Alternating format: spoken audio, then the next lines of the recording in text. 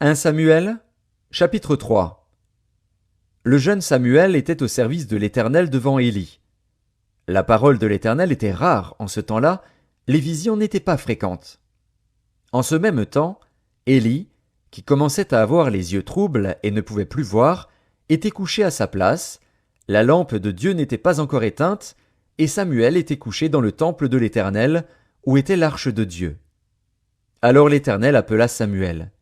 Il répondit, « Me voici. » Et il courut vers Élie, et dit, « Me voici, car tu m'as appelé. » Élie répondit, « Je n'ai point appelé. Retourne te coucher. » Et il alla se coucher. L'Éternel appela de nouveau Samuel. Et Samuel se leva, alla vers Élie, et dit, « Me voici, car tu m'as appelé. » Élie répondit, « Je n'ai point appelé, mon fils. Retourne te coucher. » Samuel ne connaissait pas encore l'Éternel, et la parole de l'Éternel ne lui avait pas encore été révélée. L'Éternel appela de nouveau Samuel, pour la troisième fois. Et Samuel se leva, alla vers Élie, et dit, « Me voici, car tu m'as appelé. » Élie comprit que c'était l'Éternel qui appelait l'enfant, et il dit à Samuel, « Va, couche-toi. Et si l'on t'appelle, tu diras, « Parle, Éternel, car ton serviteur écoute. » Et Samuel alla se coucher à sa place. L'Éternel vint et se présenta, et il appela comme les autres fois.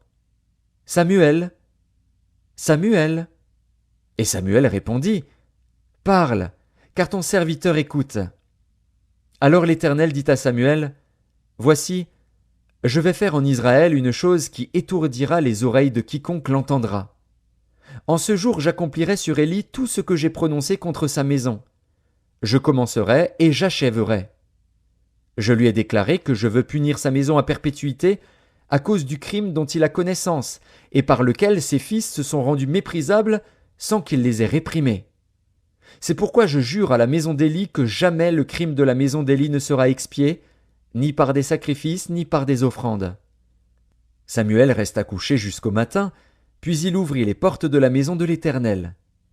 Samuel craignait de raconter la vision à Élie.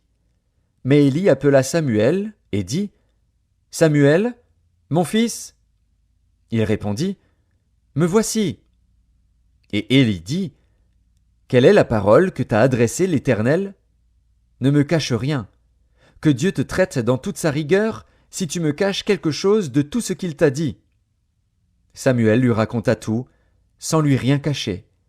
Et Élie dit, « C'est l'Éternel, qu'il fasse ce qui lui semblera bon. » Samuel grandissait, l'Éternel était avec lui, et il ne laissait tomber à terre aucune de ses paroles.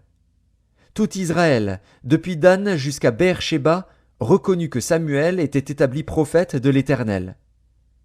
L'Éternel continuait à apparaître dans Silo, car l'Éternel se révélait à Samuel, dans Silo, par la parole de l'Éternel.